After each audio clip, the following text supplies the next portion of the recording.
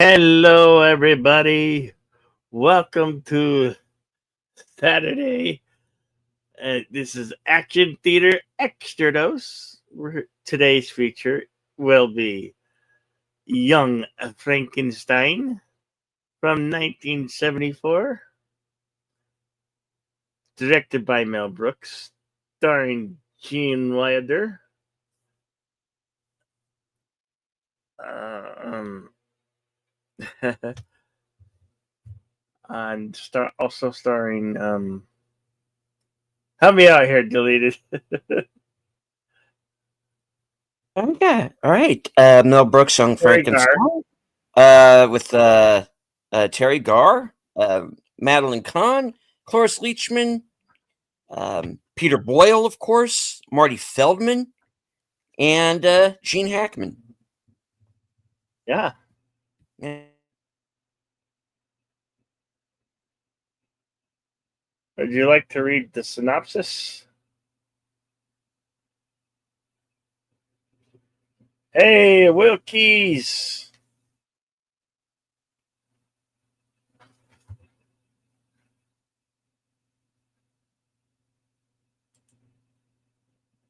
Hail, Will Keys.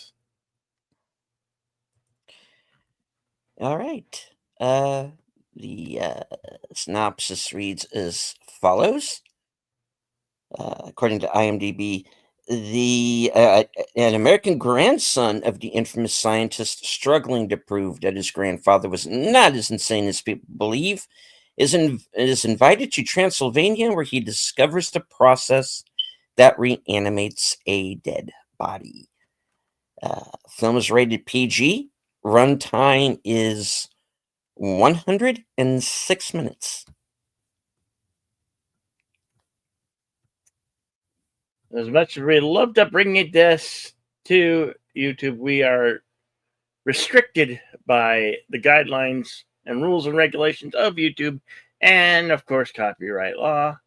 So, it's more or less like a fan commentary. We provide a screening room right here. Should be up on the screen, pinned at the top. In that screening room, if you'd like to go head over there now, and pretty soon I'm going to load it up, and we're going to watch this classic comedy film with horror twists. So I'm going to load that up now.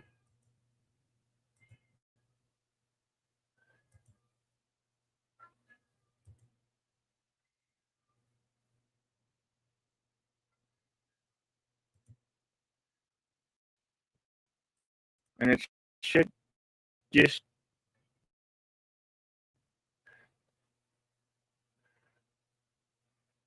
should go to play.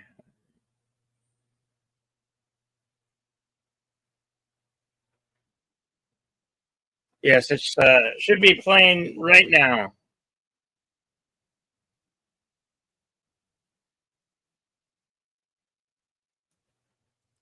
20th Century Fox logo.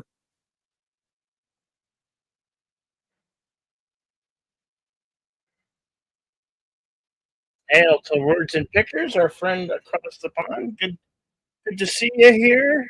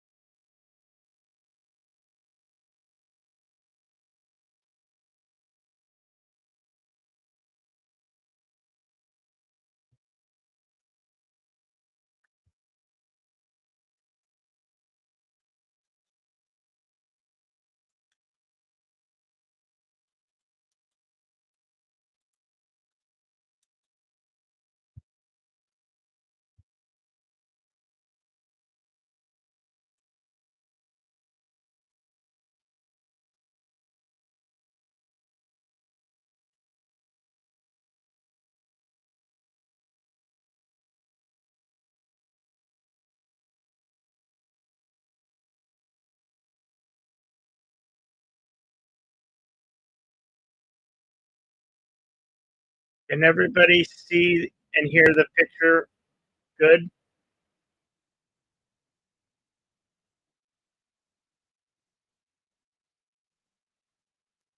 Yeah, I'm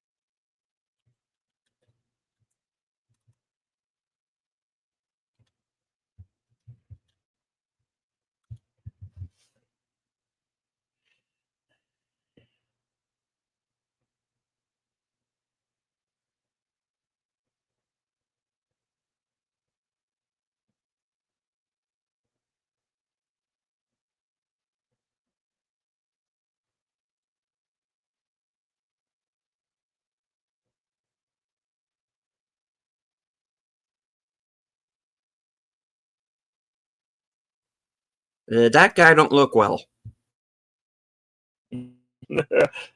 No, you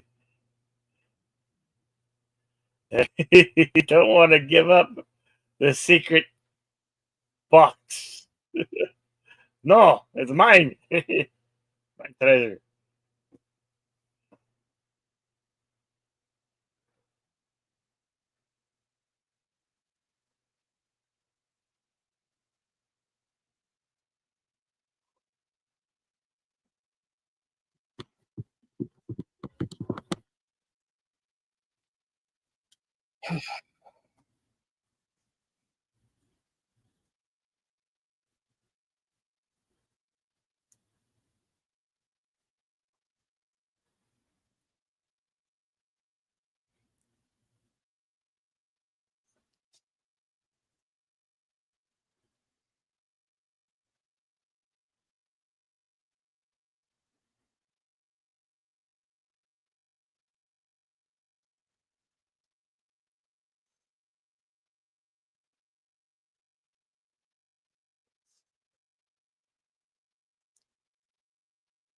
Frankenstein.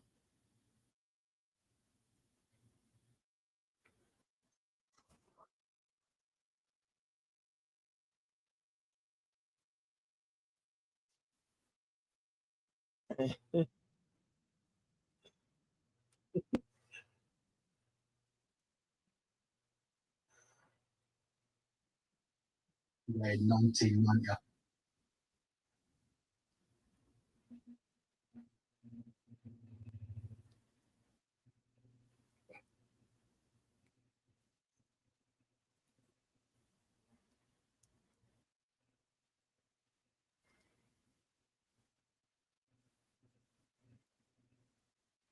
So I guess cuckoo has become a medical term.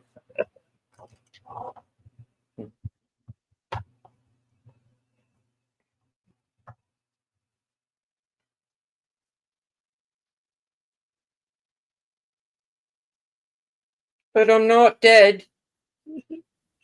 I'm feeling better.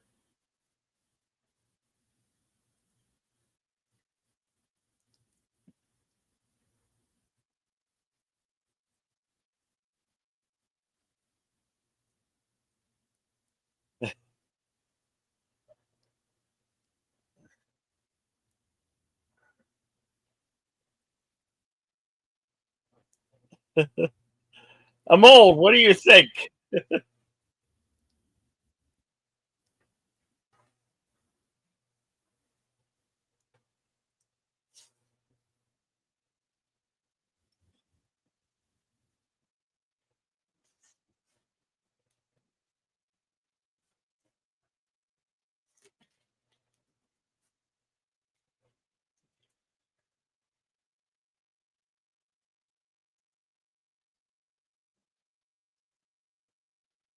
Welcome, Adrian, Stefani, Nicole to Rebel Level. Welcome to the channel membership. Glad to have you as a new member.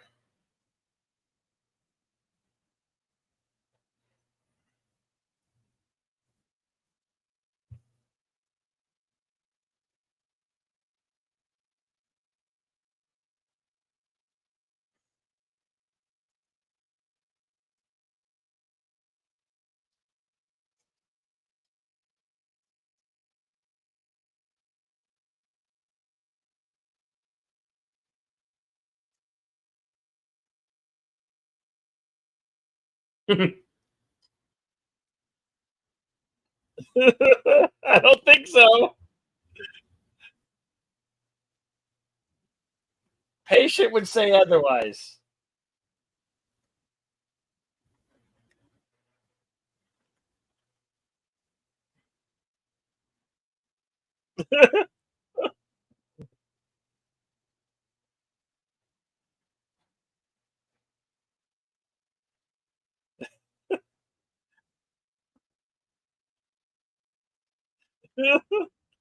poor, poor guy.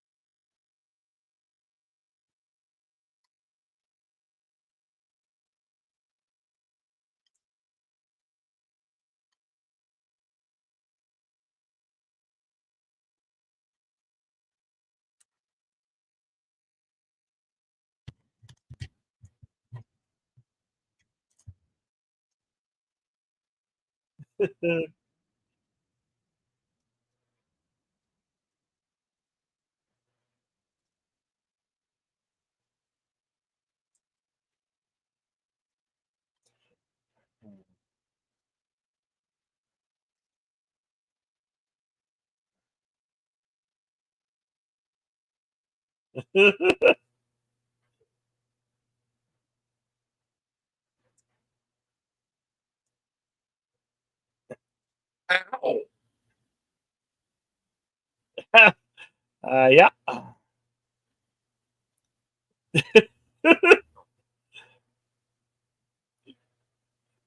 You're a doctor, deal with it.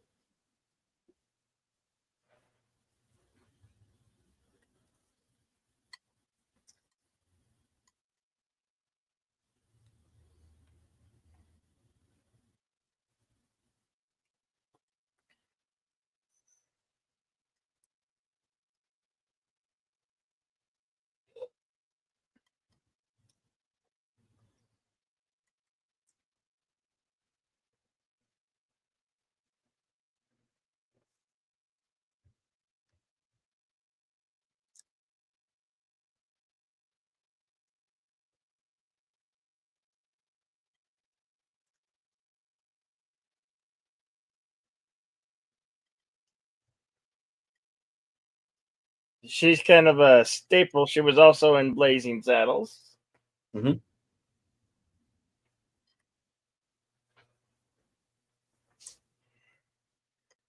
And she is a talented singer.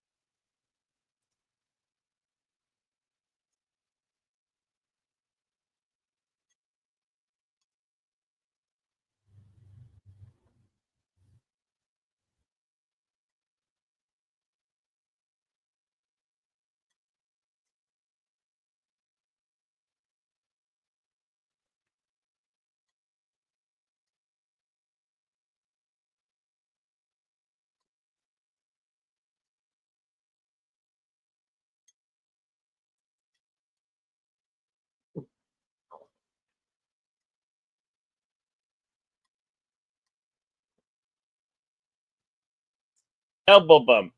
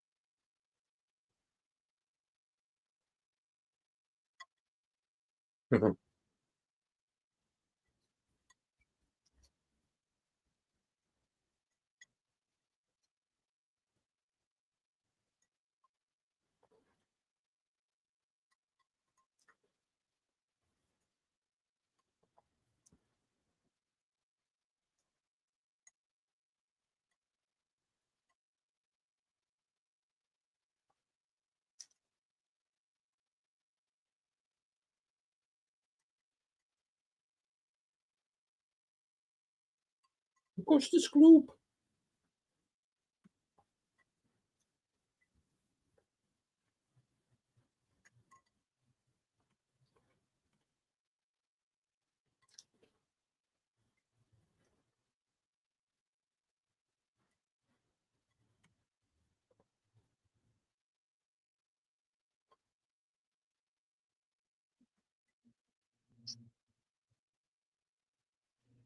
Of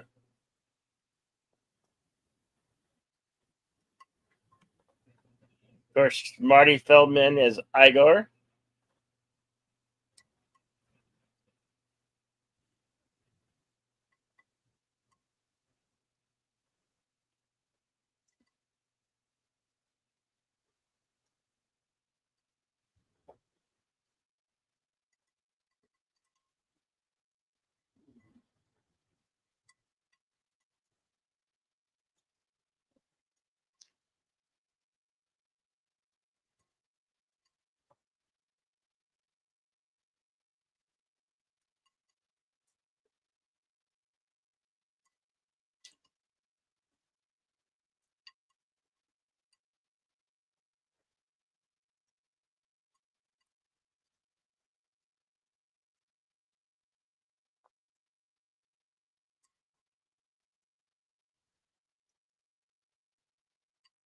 Right.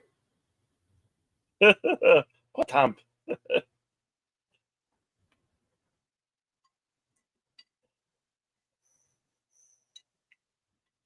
He takes a small luggage.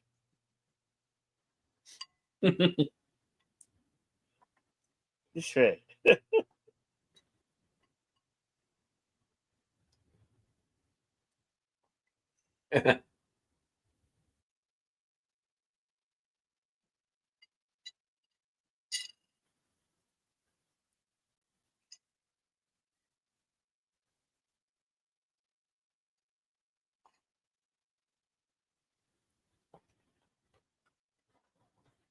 Oof. Inga.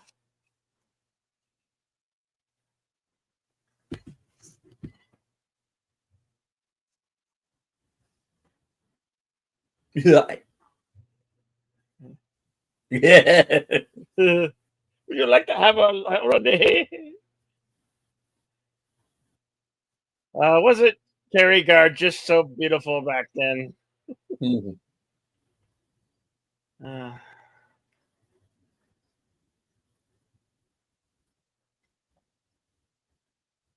Yeah. hail to our friend Connie Clary, left out for her second channel, Fluff Chick Productions.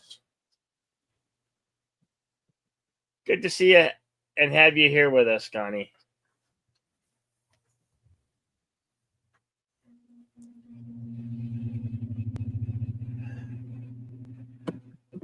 Well, Wolf, Dare Castle.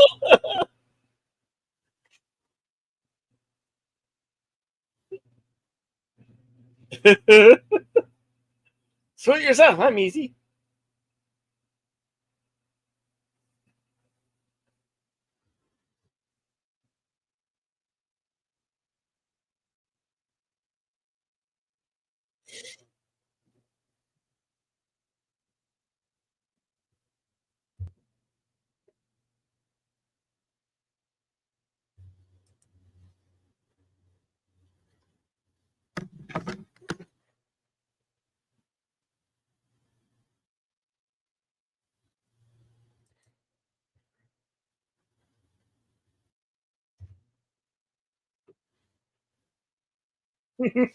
What? What knockers?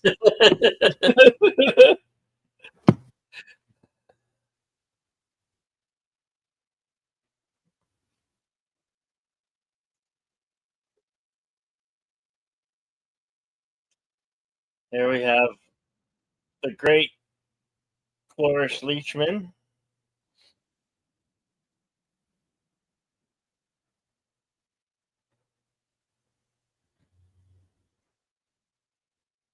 That lady is tickled my bone on many movies.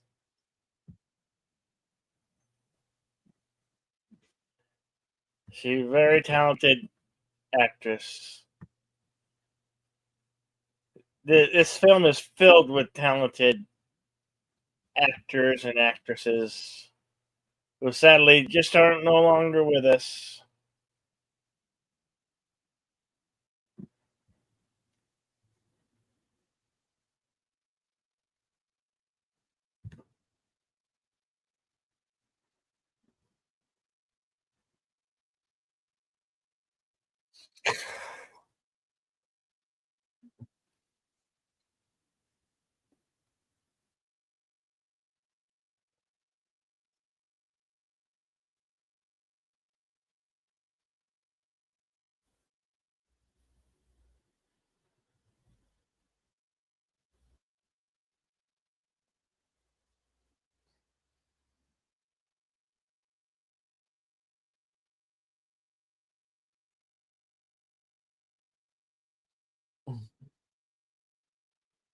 Your candles are not lit.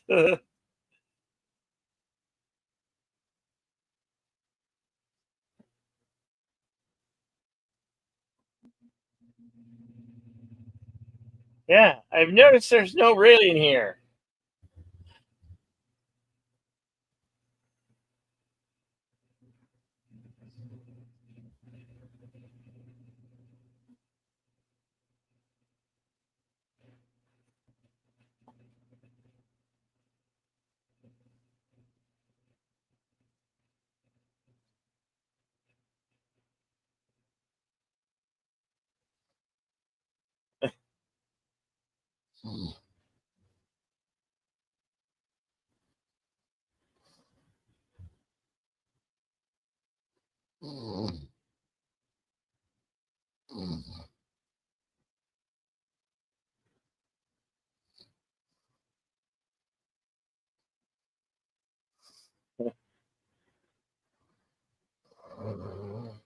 I never just drink just brandy. Oh, that wrong movie.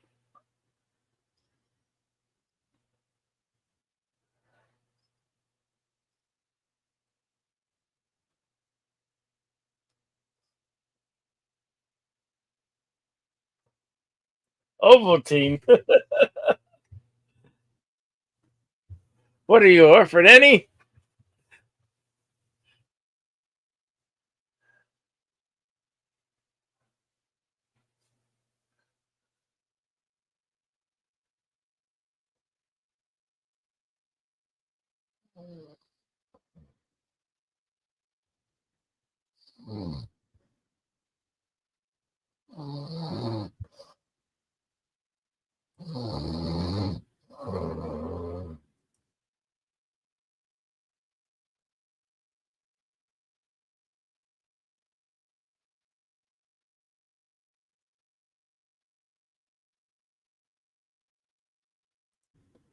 Yeah,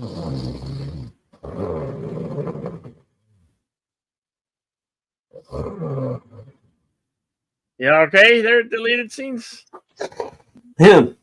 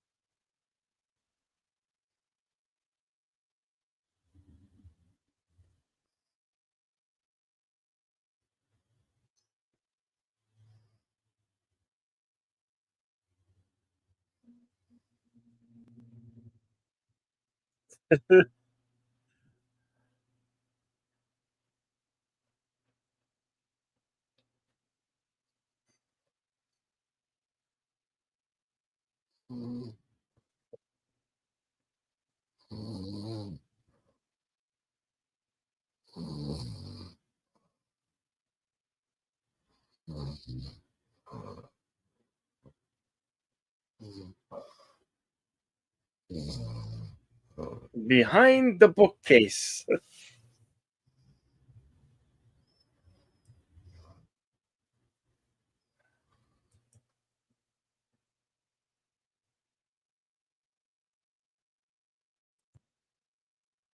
Behind this wall.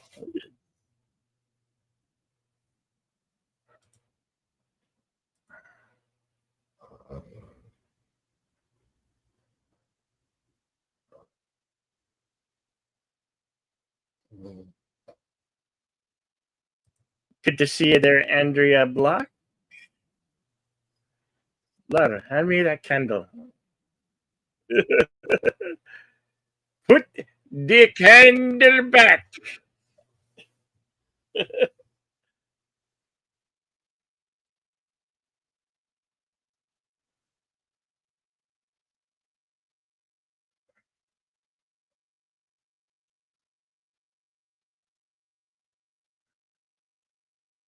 Yes, that's always a good idea. Block the bookcase with your body.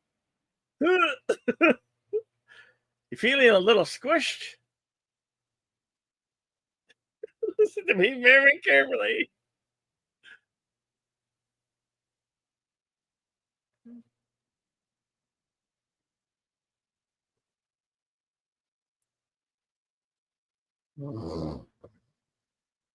I think so.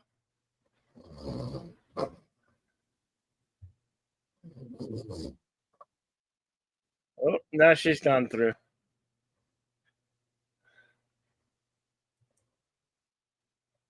Put the candle back.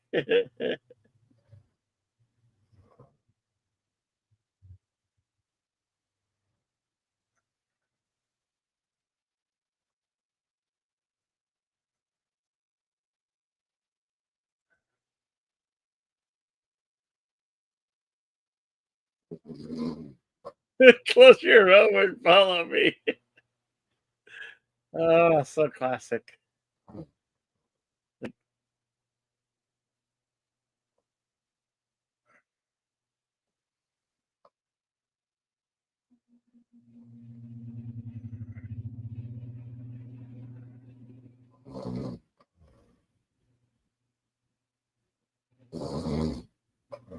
That is a mighty big candle.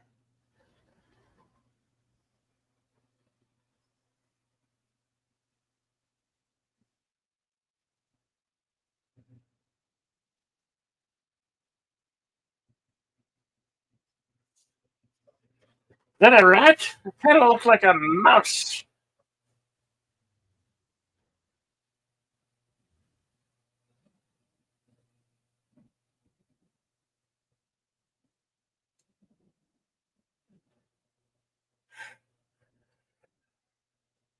The handle has broken. Now, how am I going to open this door? Oh, it's opening. I'll get some WD-40 and fix that in the morning.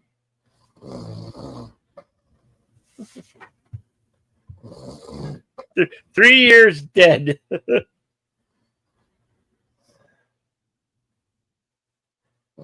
2 years dead. And 6 months dead.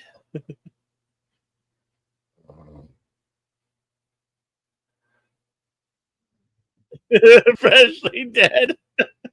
Bring out your dead.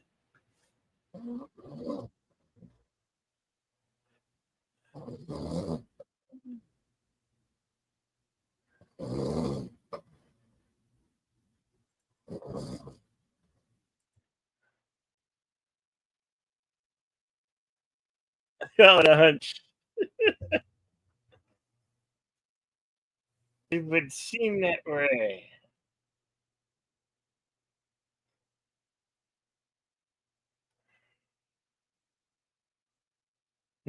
You go first. Indy, you go first.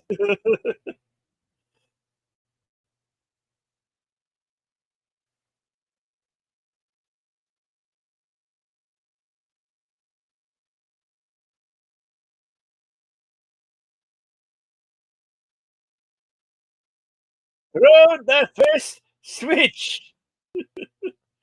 Tell me your eye.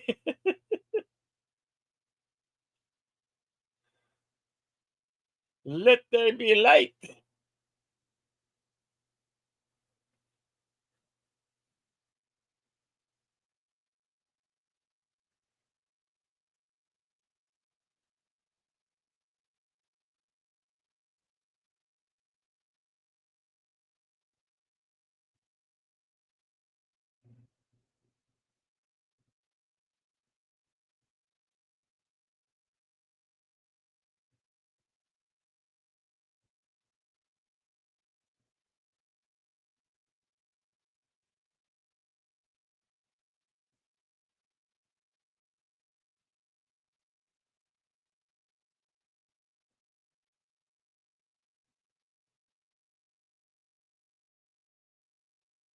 Throw pillows.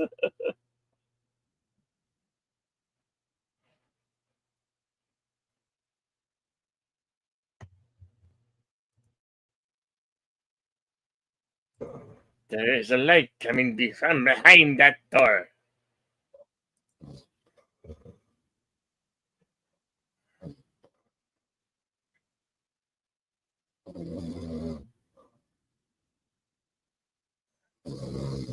What have we here?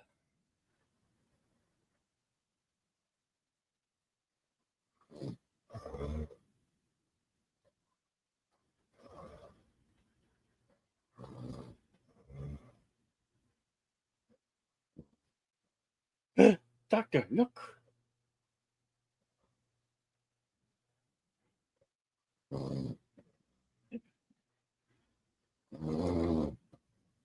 But whom was playing it?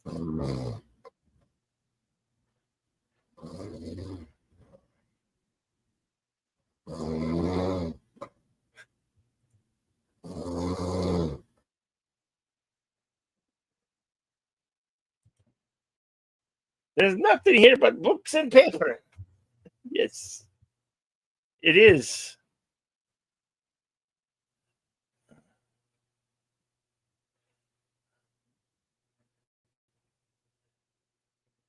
How I did it by Victor Frankenstein.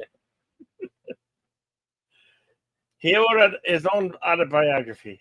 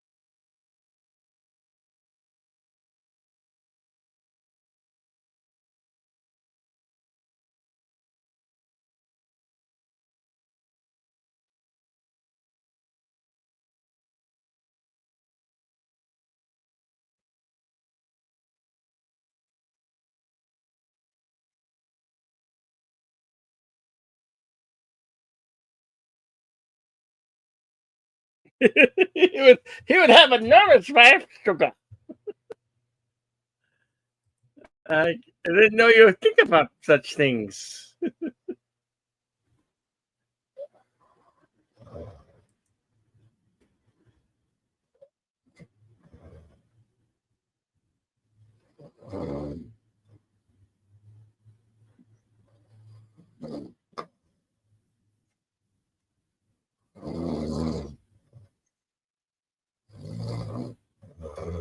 But Igor, such a great drawing.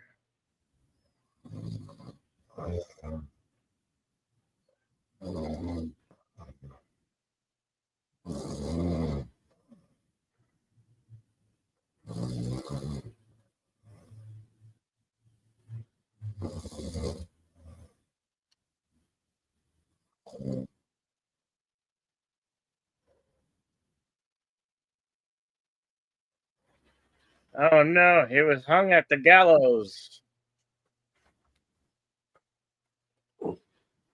That's good enough for the likes of him.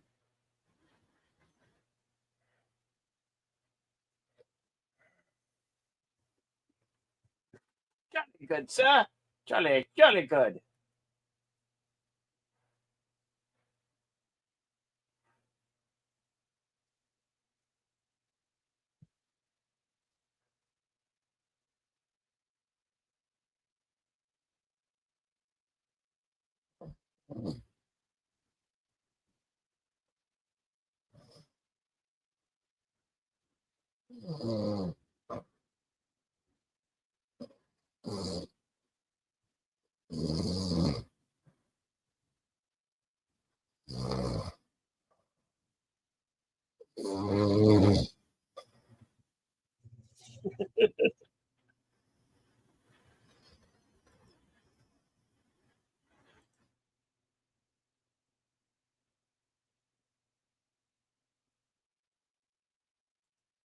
Could be raining.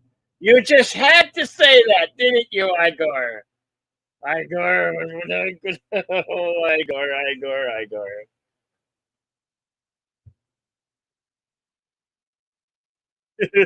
Yeah, that's a good one, Connie. And here's your sign. I get that reference.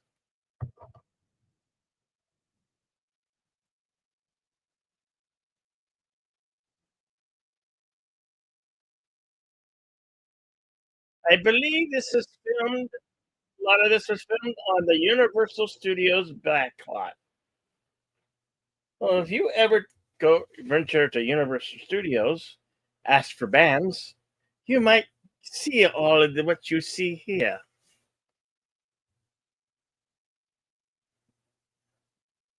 I have one. Just a moment.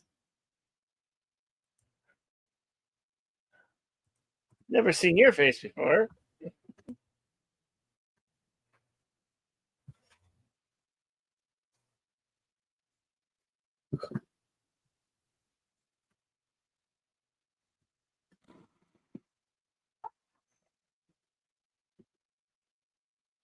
There's a good reason for that, and I'll tell you that some other time.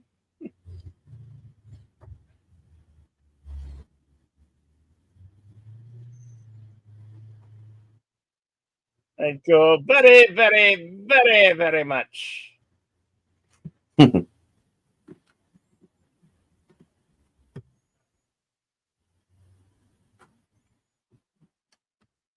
want to put my clammy hand back.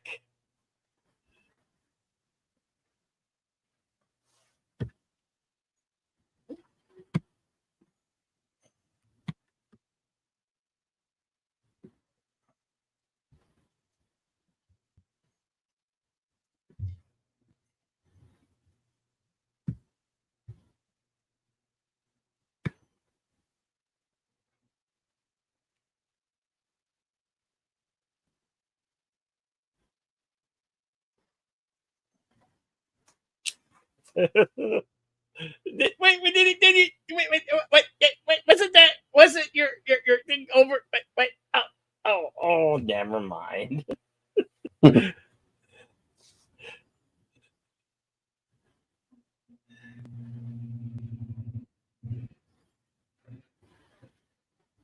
H-step brain depository. After 5 p.m., slip brain through the slot in the door. How many people would be slipping brains through a hole in the door? That makes me the most curious.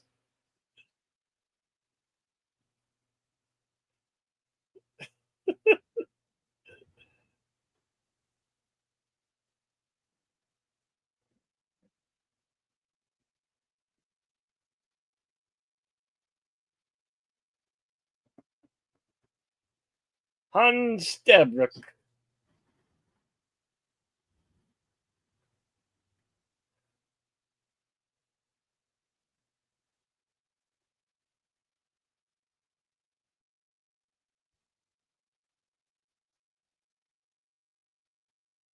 Oh no, you ruined the brain. He dropped the brain. Do not use this brain. Abnormal. Abnormal.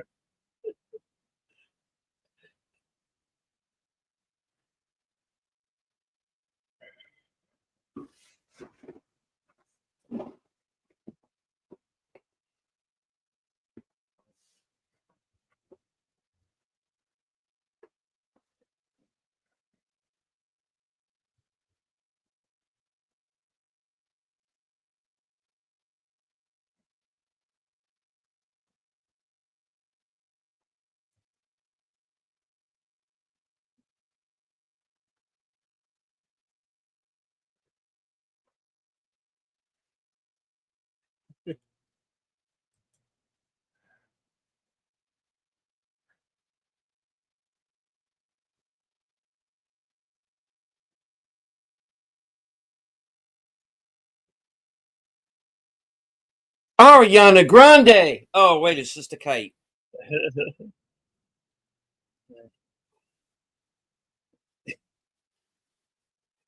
Yes, tie off the kite. The possibility of electrocution. You understand?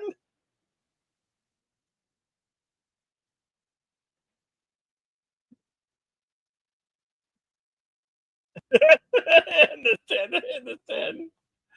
Did you? What?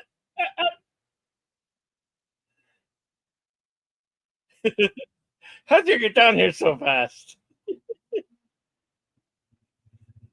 Yes, yes, master.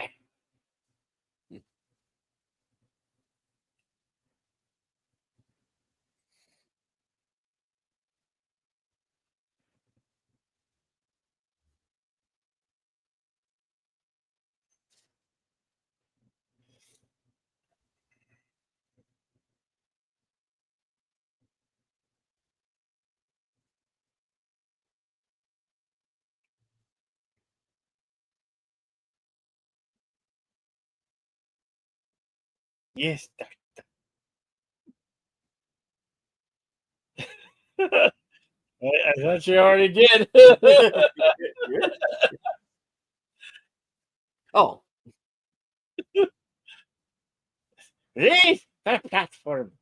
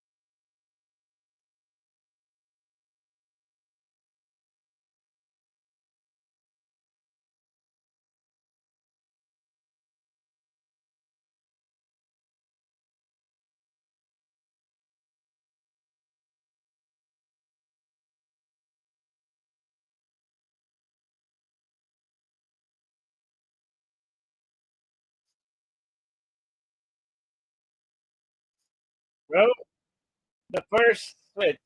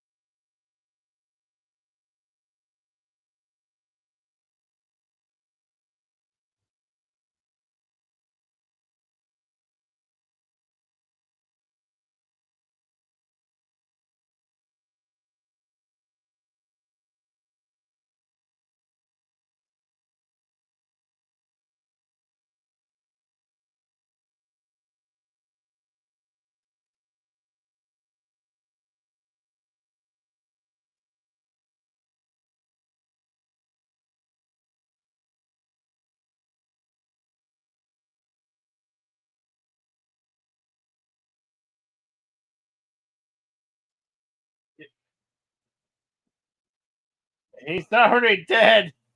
It's worse than that, Jim. It's worse than that, Jim.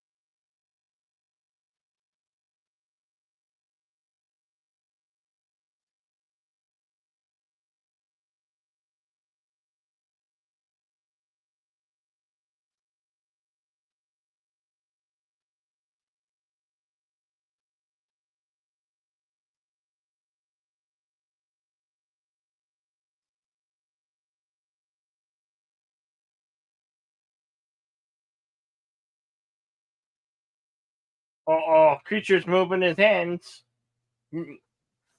Might be alive.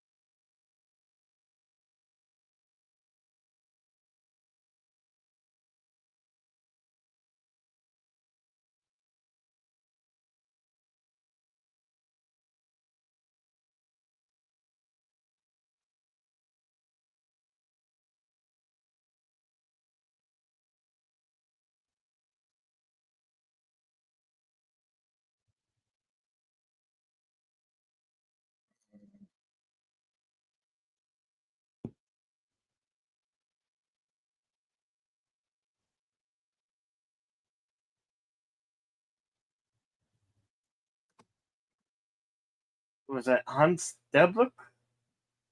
No. Oh no.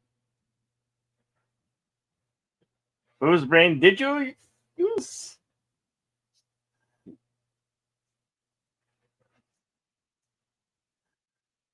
Be angry. And be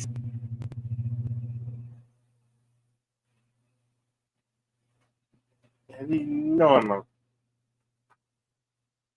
Normal.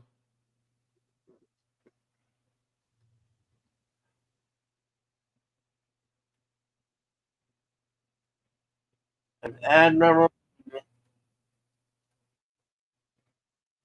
foot.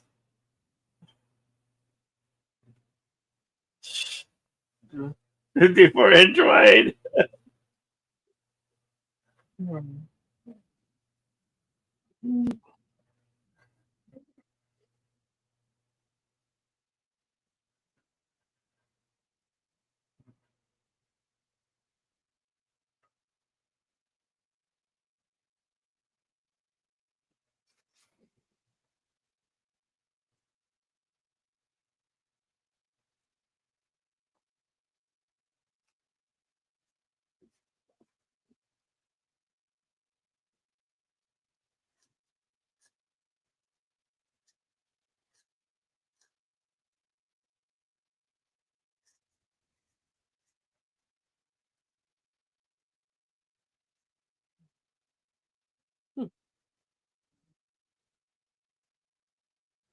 Nice.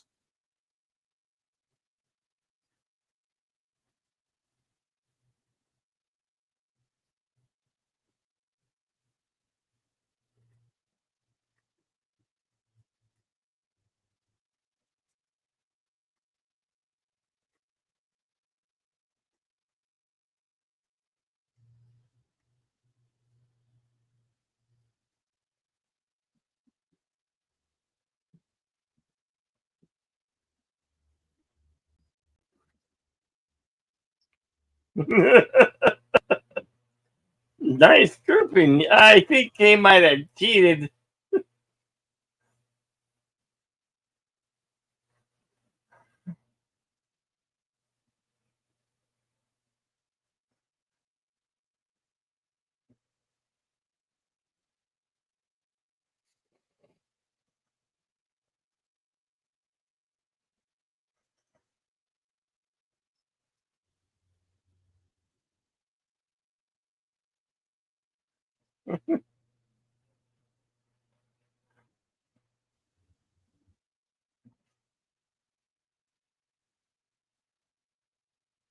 Look out. Black cat.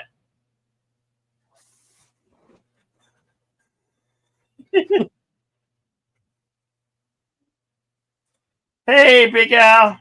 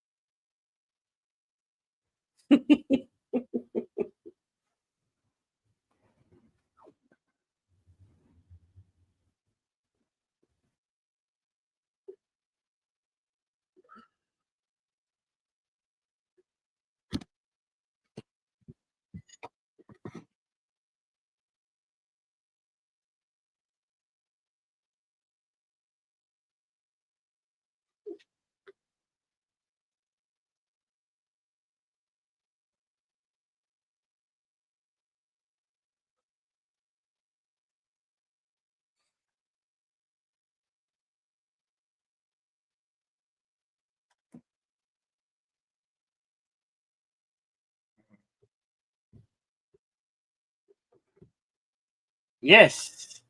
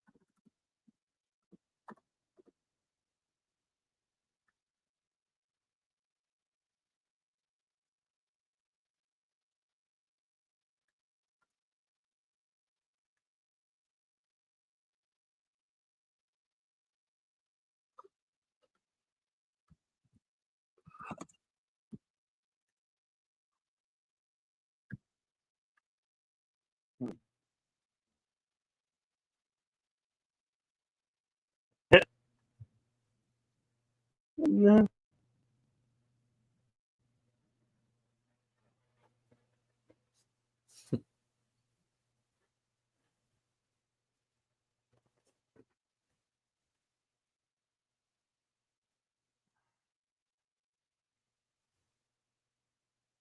And she's picking the pails off and dumping them down the well.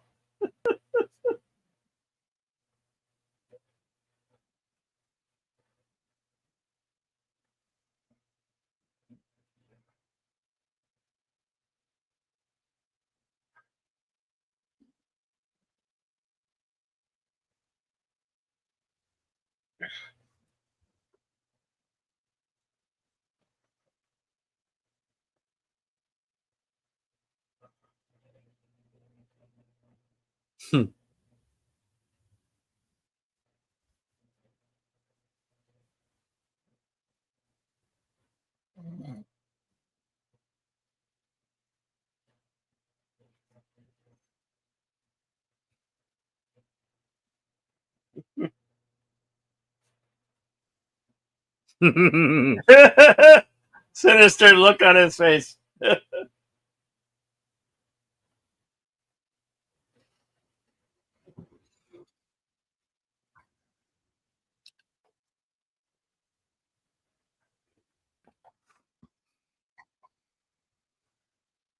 Bye-bye. There goes little girl. Or if you're in Animal House, thank you, God. She's in bed. There you go. Problem solved.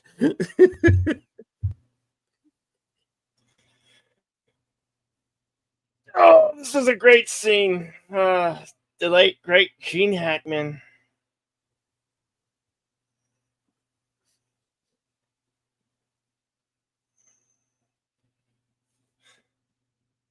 Some could say that this movie is a time machine.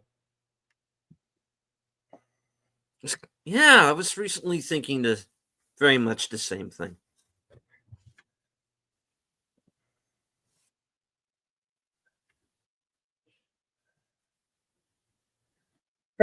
For many years, I did not know that was Gene Hackman.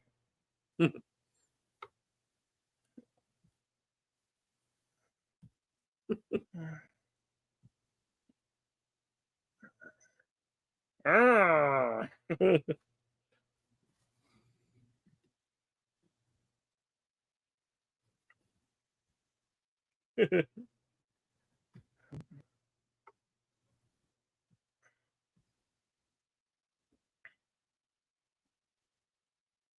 Mm.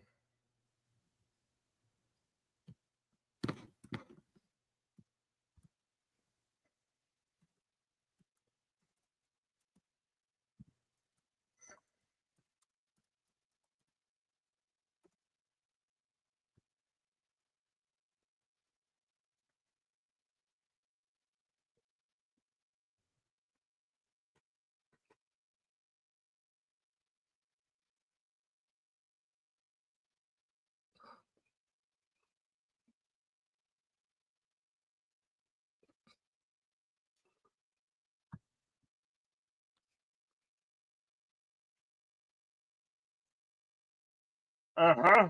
Hungry. Uh, hold out your bowl.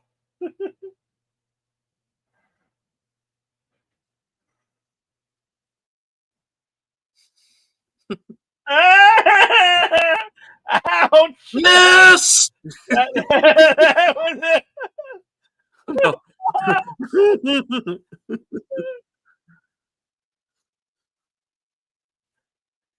If he was cold, now he's hot.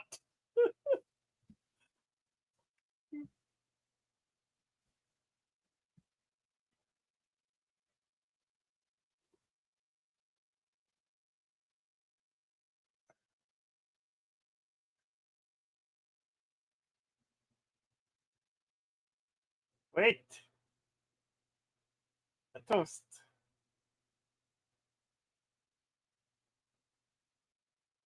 There goes my mug.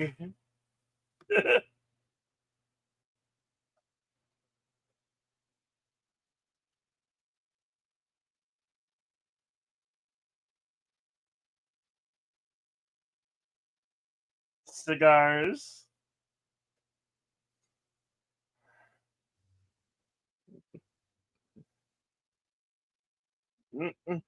Fire bad.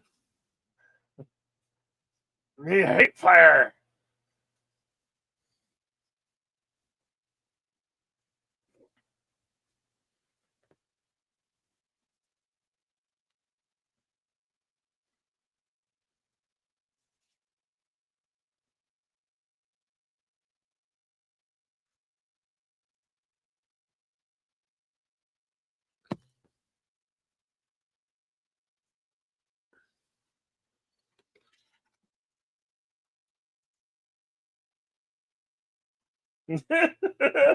Until the dip closed.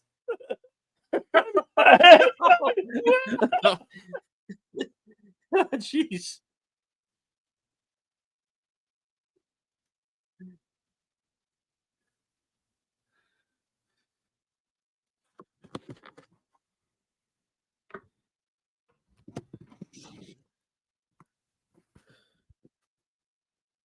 I was gonna make espresso. What?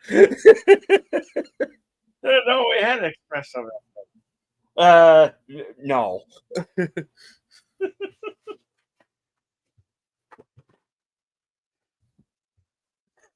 This poor guy. He's just really trying not to die. Yeah. Through everybody else's incompetence or accident, you know. Uh,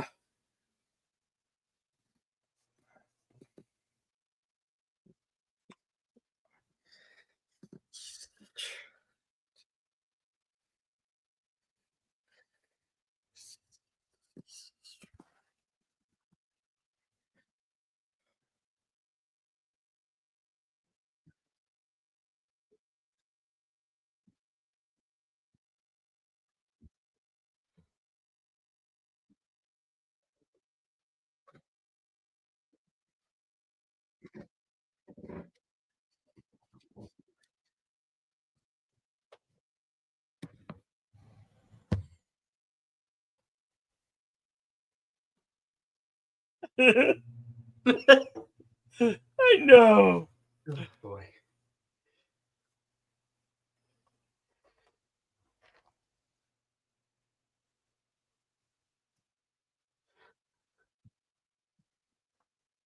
Bring me that candle.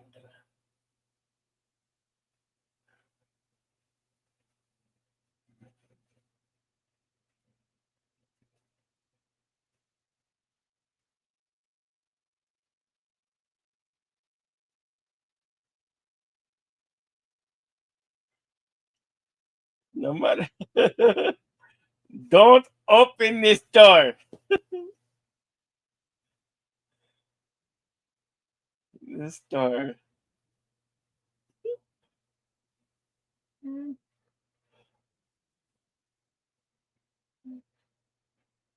Yes, doctor. Nice working with you. You're a dead man.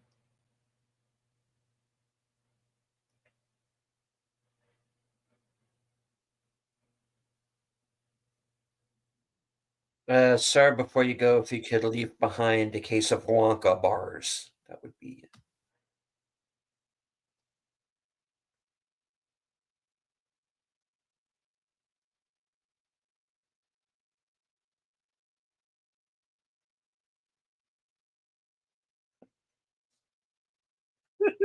Get the hell out of here.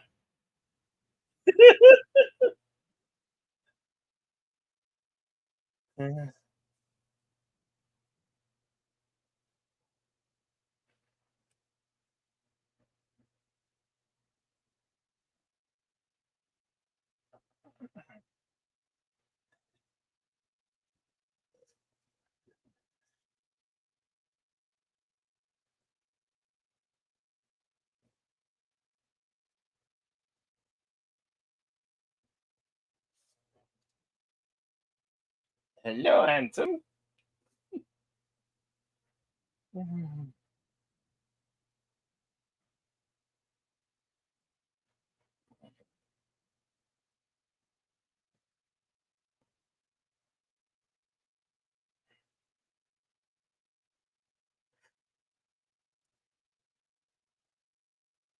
Look at that sweet smile.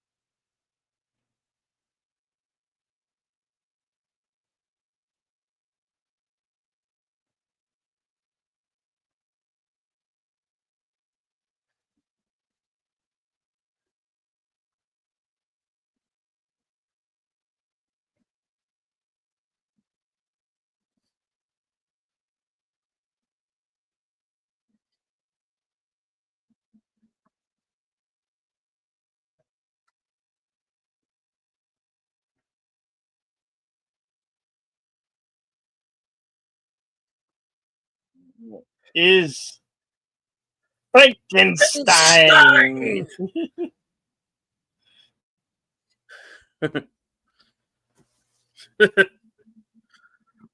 Oh boy.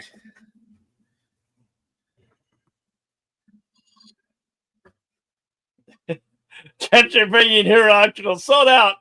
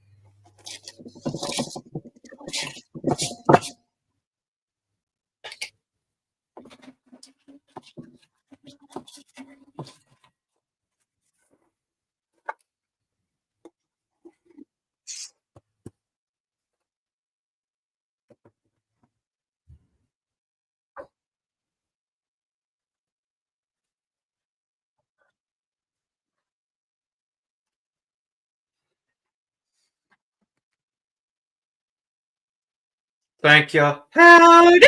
Wrong opera house.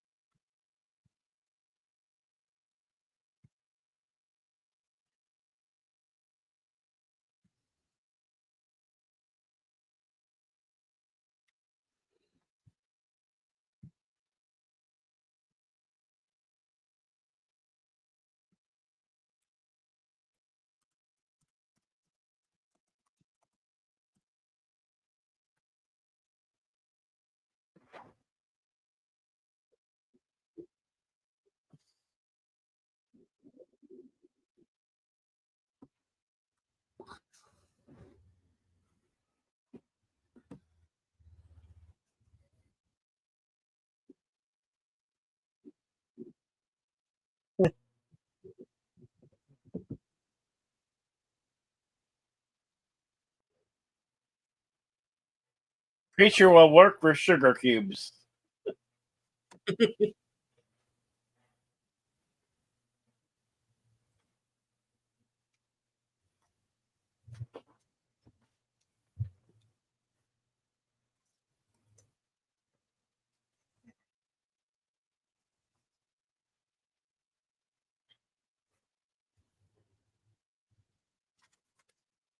Sophisticated man of our town.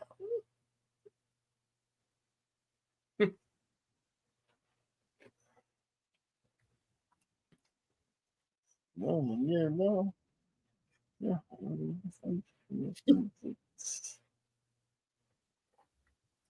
Hillary!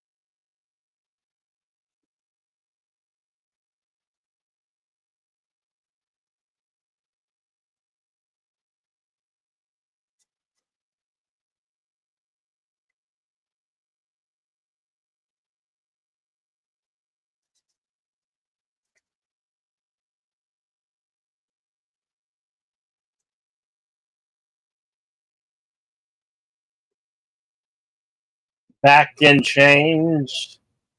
They have the monster in the cell.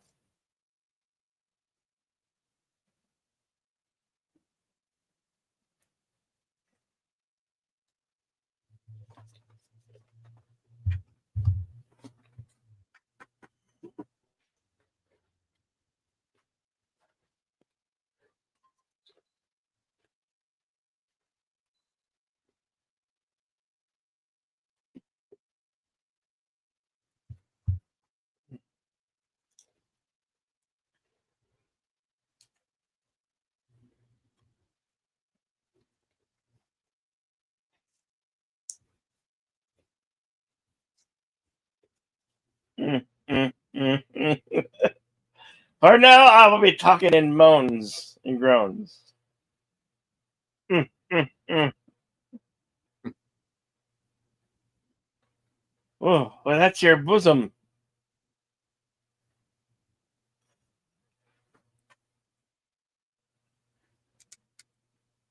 Doctor, yeah, doctor.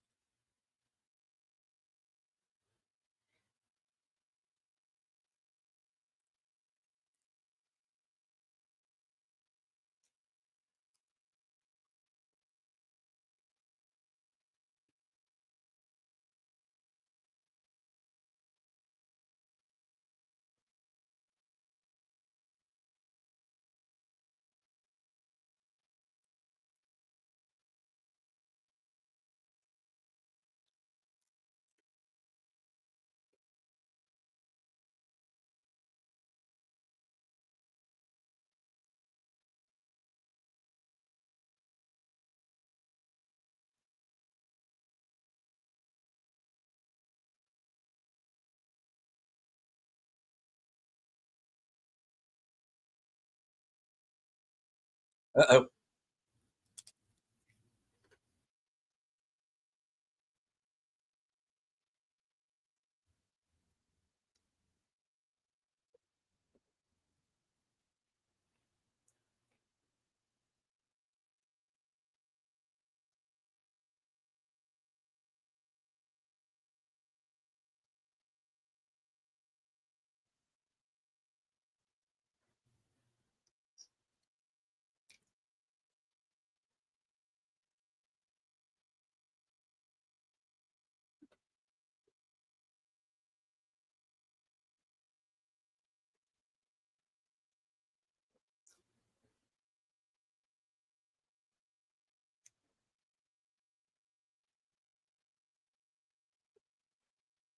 Huh?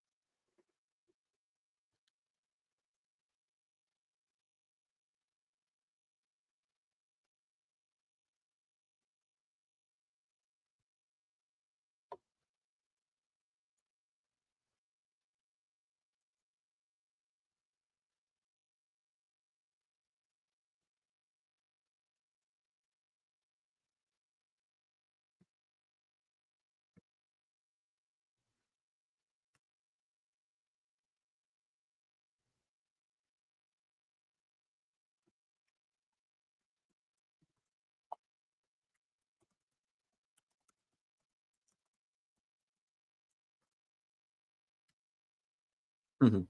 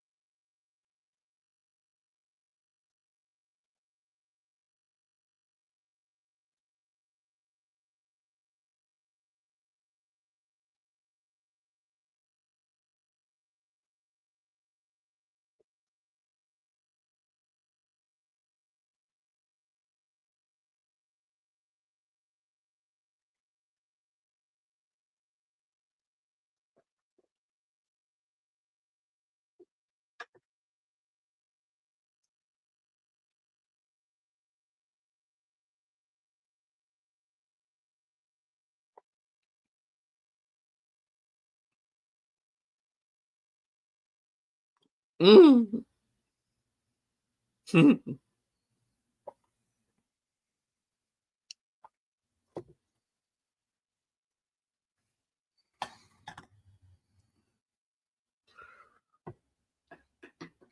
Wow.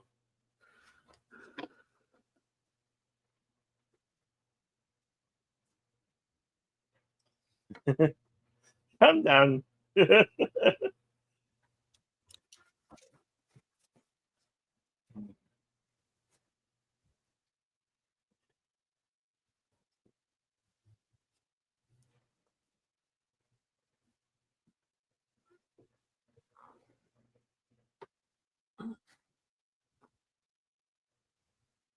Excuse me while I whip this out. Woof.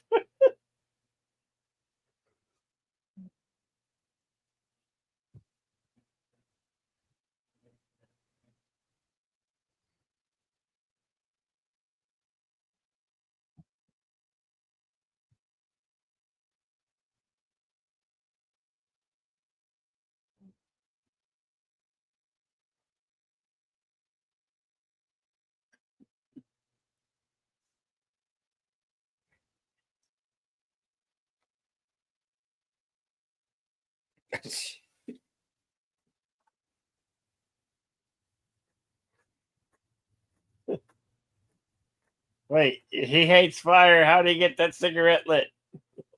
I don't think he's afraid of fire anymore.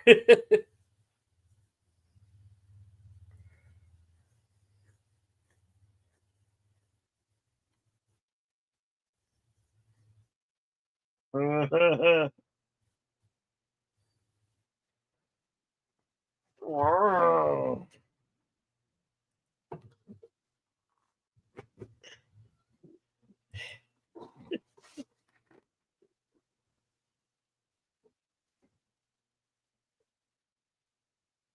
Oh boy. Somberson music playing in the background. She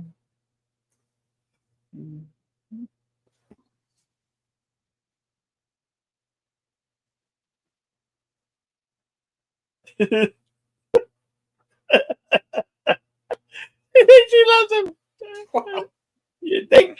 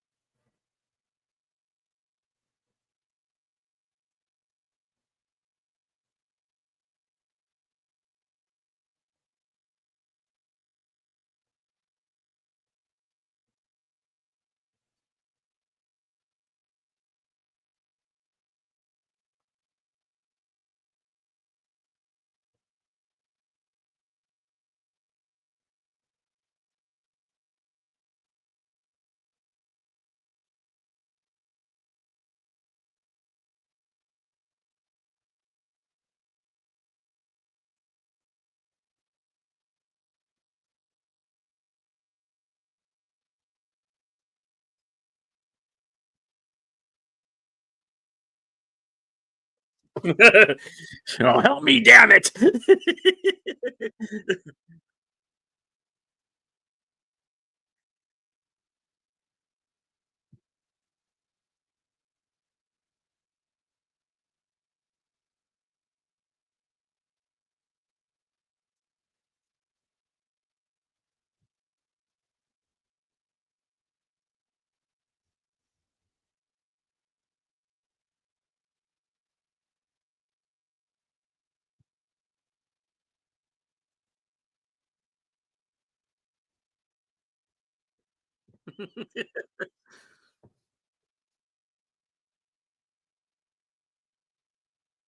They are going to put the brain of a man into the mind of a chicken. Wait.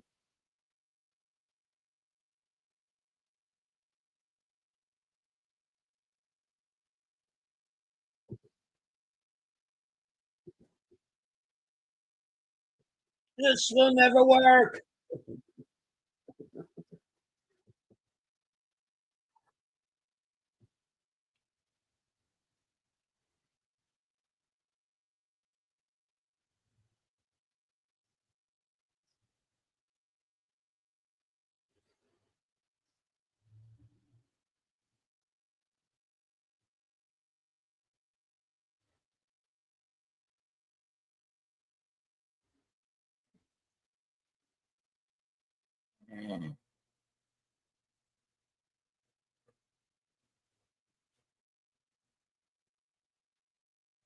Ow! He's using his fingertips for that. Oh, jeez.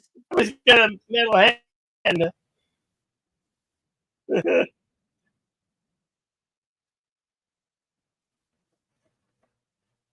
The villagers, they come bearing pitchforks and shovels.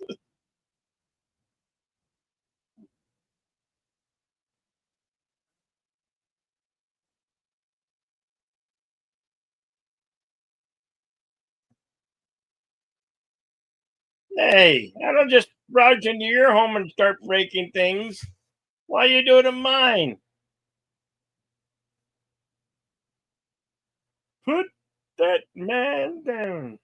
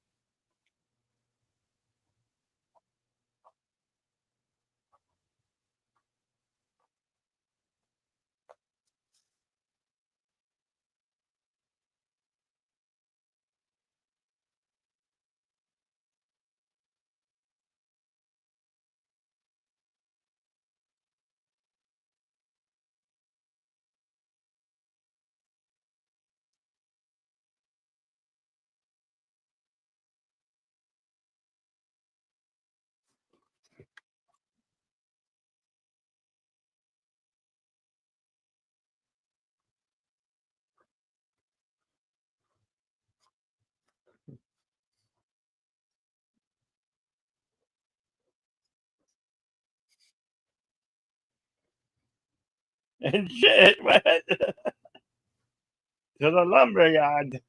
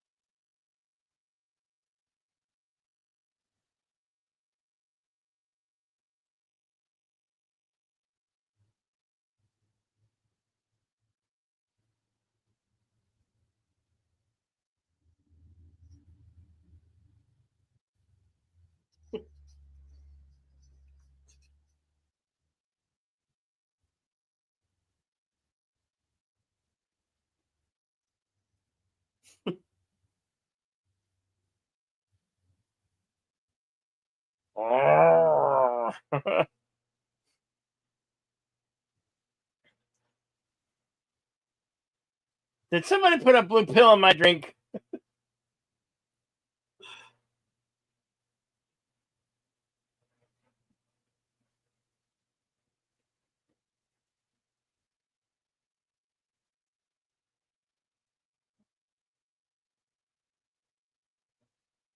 What did you get from him? His animal labito. I think. I don't believe.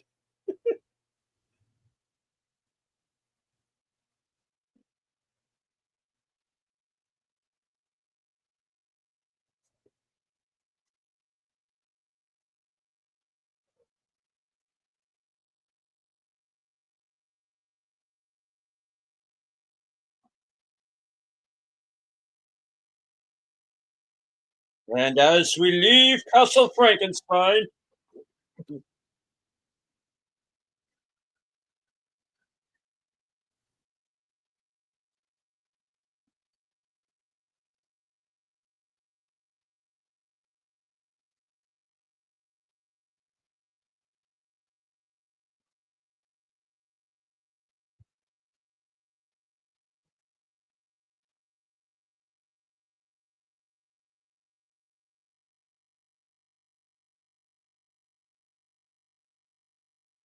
The end. Shall you consult the scrolls? I will consult the scrolls. All right. Young Frankenstein was released December 15th, 1974. Estimated budget of $2.8 million, going on to gross more than $86.2 million worldwide.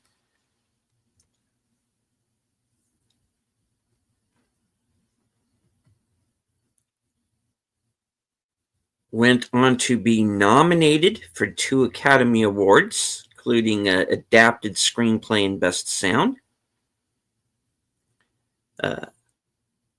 Cloris Leachman and Madeline Kahn were both nominated for Golden Globes. Won the Nebula Award for Best Dramatic Writing, even though it's comedy. Writers Guild of America nominated it as a Best Comedy Adapted from Another Medium. Madeline Kahn was nominated for a Supporting Actress at the New York Film Critics Circle Awards. The movie won the Hugo.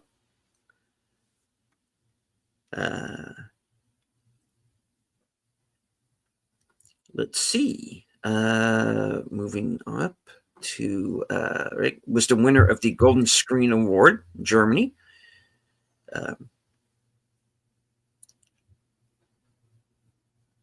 Became part of the National Film Registry in 2003. Won the Online Film and Television Association Hall of Fame in 2016. Was nominated for a Satellite Award, the Outstanding Overall Blu-ray DVD for the 40th Anniversary Edition in 2015. And went on to win 6 awards at the Academy of Science Fiction, Fantasy, and Horror Films for Best Horror Film, believe it or not. It's more of a comedy than a horror movie, but okay. Right, yeah. Makeup, set decoration, Best Director, and Supporting Actor for Marty Feldman.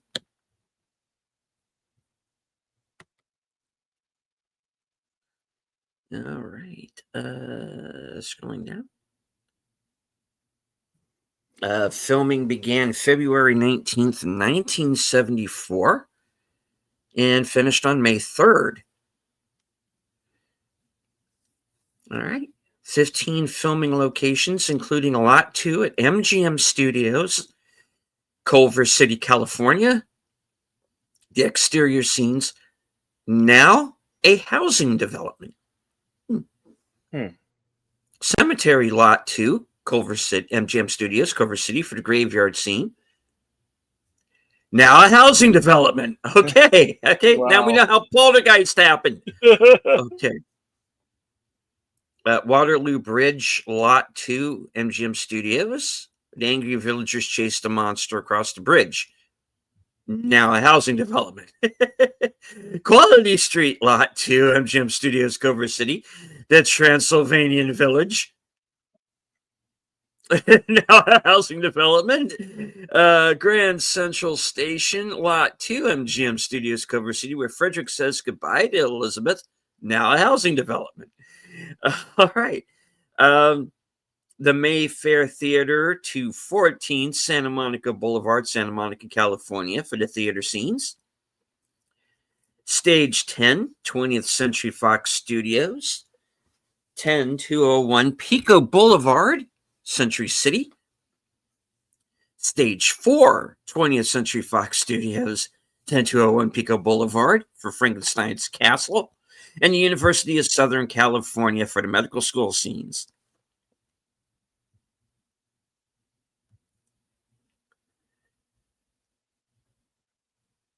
All right. On to the trivia. Charles Opie, missionary, is the third brain on the shelf. Credit Paul Mulick for the following. It seems that there was a graphic artist named Charles Opie who had previously worked as a preacher. The artist who made the labels for the brain jars was a buddy of Opie, so he put the name on the labels, an inside joke. Apparently, Charles Opie didn't find out about it until many years later. The clock chimes 13 times at the beginning of the film. The idea of Frederick's dart hitting a cat was ad-libbed on set. When Gene Wilder threw his dart off camera, director Mel Brooks quickly screamed like a cat to create the illusion. A couple who are talking on the train near the beginning of the film are having the same conversation in English, then in German. Terry Garr originally auditioned for the role of Elizabeth, while Madeline Kahn was the front runner for Inga. But Kahn ultimately decided she'd rather play Elizabeth, leaving Mel Brooks with the task of recasting the Inga role. Undaunted, he called Garr in and told her if she would come back the next day with a German accent, he'd like her for the part. She looked at Brooks and said, "Well, yes, I could do the German accent tomorrow. I could come back this afternoon." And the part was hers. Garr says she based the accent on Cher's wig maker with whom she had worked on the Sonny and Cher Comedy Hour. The skulls that Freddie and Inga find under the castle were real skulls, except for the one that was 6 months dead, which was handcrafted. The cast, especially Mel Brooks, had so much fun and were so upset when principal photography was almost completed that Brooks added scenes to continue shooting. The original cut of the film was nearly twice as long as the final cut, and it was considered by all involved to be an abysmal failure. It was only after a marathon cutting session that they produced the final cut of the film, which both Gene Wilder and Mel Brooks considered to be far superior to the original product. At one point, they noted that for every joke that worked, there were 3 that fell flat, so they went in and trimmed all the jokes that didn't work. Gene Wilder has stated that this is his favorite of all of the films he's made. Gene Wilder conceived of putting on the Ritz scene while Mel Brooks was resistant to it as a mere conceit and felt it would distract from the fidelity to the Universal horror films in the rest of the film. Wilder recalls being, quote, close to rage and tears and argued for the scene before Brooks stopped him and said, "It's in."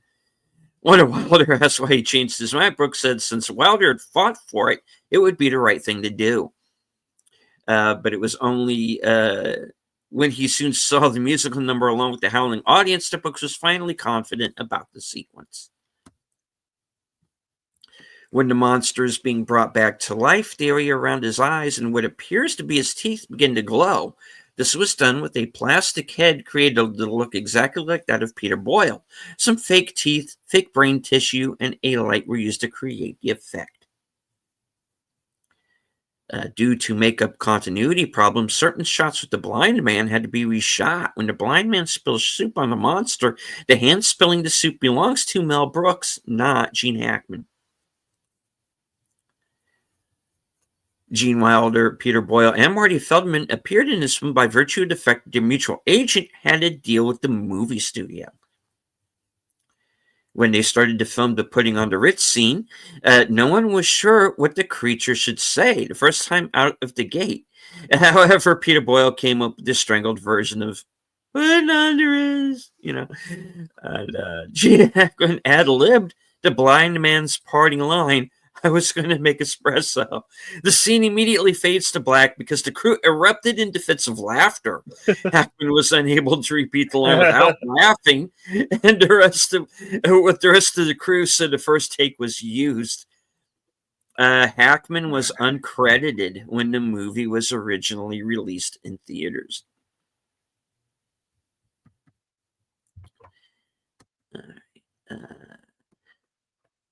The guest house at the beginning of the riot scene is a Gasthaus Gruskopf, named after producer Michael Gruskopf. Frederick and Kemp's full names, along with the origin of Kemp's wooden arm, are revealed in a scene originally deleted from the finished film, but included as an extra on later DVD releases. The brain in which Igor is sent to steal is labeled as belonging to Hans Delbruck, scientist and saint. There was a real-life Hans Delbruck. He was a 19th century German military historian and professor at the University of Berlin, notable for going beyond technical problems and linking warfare to politics and economics. His son Max Delbruck was a 20th century biochemist and Nobel laureate. Premiere Magazine voted this movie as one of the 50 greatest comedies of all time in 2006. Gene Wilder and Mel Brooks got into only one fight during production, but it was a big one, with Brooks throwing a huge temper tantrum, yelling and raging, and eventually storming out of Wilder's apartment where the men had been working on the script. Roughly 10 minutes later, Wilder's phone rang. It was Brooks, who had this to say: "Who is that madman you had in your house? I could hear all the yelling all the way over here. You should never let crazy people into your house. Don't you know that? They could be dangerous." That, as Wilder later put it, was Mel's way of apologizing. The experiment the medical student mentions, where Darwin preserved a worm in fluid until it came to life, is mentioned in Mary Shelley's foreword to her novel Frankenstein or the Modern Prometheus. The Darwin in question was Erasmus Darwin, grandfather of the famous Charles Darwin.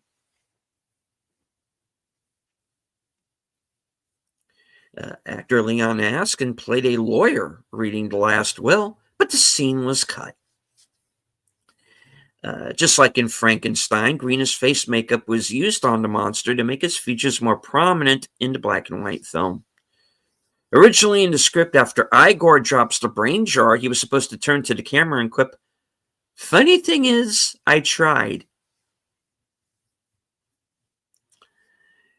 Director cameo. Mel Brooks is the voice of the original Dr. Frankenstein when Frederick sees the laboratory for the first time. The shifting hump on Igor's back was an ad-libbed gag. Marty Feldman had been surreptitiously shifting the hump back and forth for several days when cast members finally noticed. It was then added to the script. Gene Wilder's performance as Dr. Frederick Frankenstein is ranked number 9 on Premiere Magazine's 100 Greatest Performances of All Time, ahead of the likes of Robert De Niro in Raging Bull and Daniel Day-Lewis in My Left Foot. Mel Brooks initially thought that the walk this way gag was too corny and wanted it cut from the film, but when he saw the audience's reaction to it at a screening, he decided to leave it in. In 1974, Aerosmith took a break from a long night of recording to see this film. Steven Tyler wrote the band's hit Walk This Way the morning after, inspired by Marty Feldman's line. At the 1975 Golden Globe Awards, Cloris Leachman was nominated for Best Lead Actress in a Comedy Musical, while Madeline Kahn was nominated for Best Actress in a Supporting Role for her work in this movie. However, Kahn has more screen time than Leachman. I don't know. Thought I came off kind of even, I guess. But who am I to say? It's the Golden Globes. They're all drunk. What are you going to do? I mean, it's not like, hey, you got a stopwatch on this thing or something? I mean, geez. All right. The blind man scene includes the monster having hot soup poured on him and getting his tumbler on fire. To keep himself protected, Peter Boyle had a hot pad on his lap, and he held a fake thumb with alcohol on it to keep the fire burning.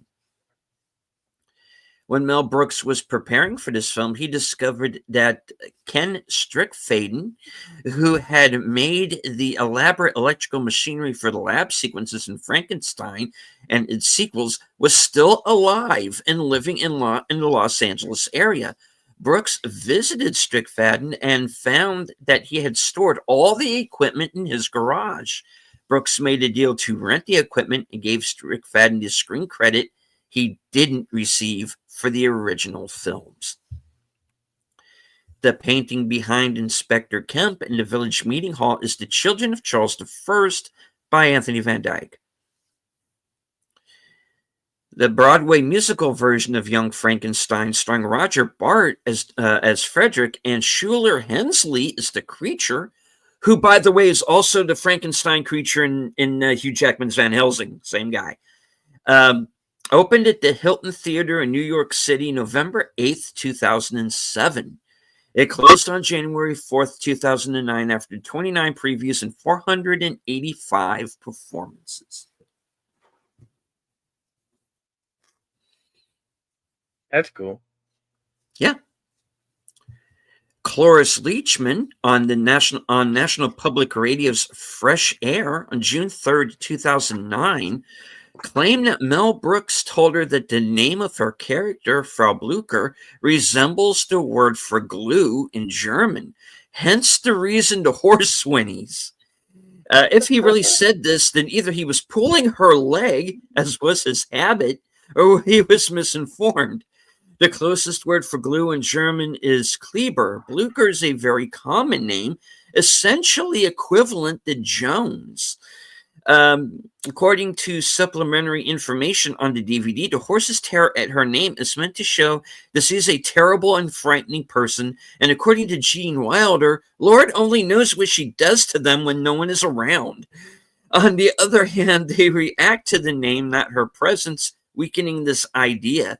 The one idea that has been proposed is that the name reminds them of an incident in the career of Prussian Field Marshal Gebhard von Blücher, where his horse died under him in the War of 1815.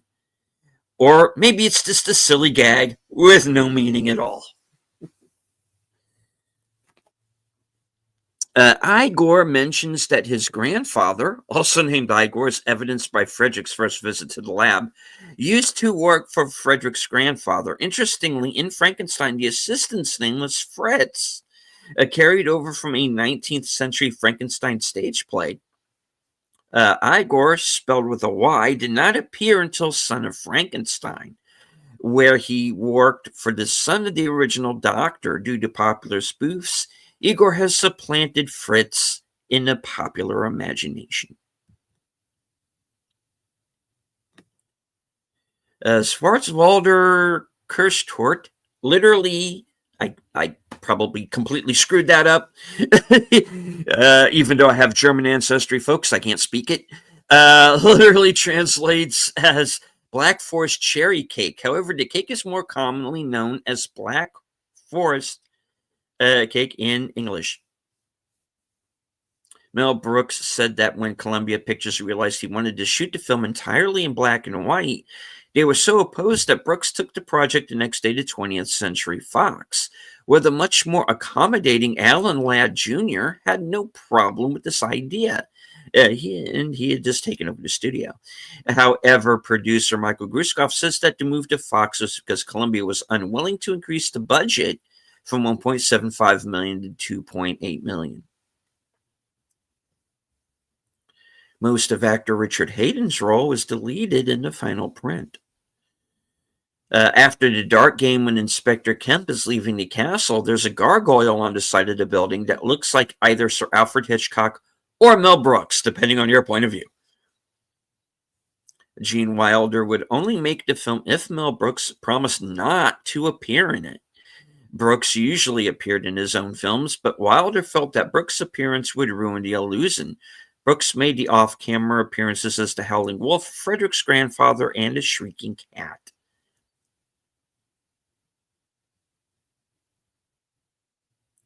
The Walk This Way gag bit done by Marty Feldman, originally planned to be cut from the final version of the film, gained so much popularity that Mel Brooks included variations of it in History of the World Part 1 in Robin Hood Men in Tights.